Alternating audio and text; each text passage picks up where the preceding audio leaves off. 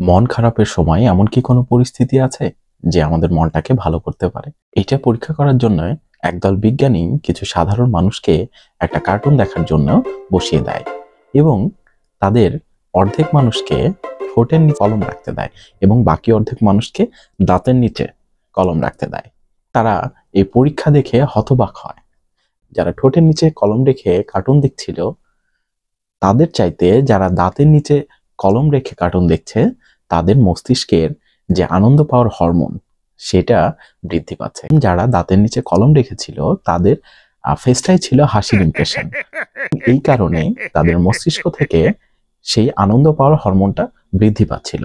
এই পরীক্ষাটাই প্রমাণ করে অনেক খারাপ পরিস্থিতিতে, অনেক মন খারাপের সময় আমাদের মুখের ইমপ্রেশনই আমাদের পরিস্থিতিটাকে চেঞ্জ করতে পারে। আমি জানি এরকম অনেক পরিস্থিতি আছে যেখানে শুধুমাত্র হাসি দিয়ে পরিস্থিতিটা চেঞ্জ হয় না, কিন্তু এরকম অনেক পরিস্থিতি আছে যেখানে হাসি দিয়ে অনেক কিছু চেঞ্জ করা সম্ভব।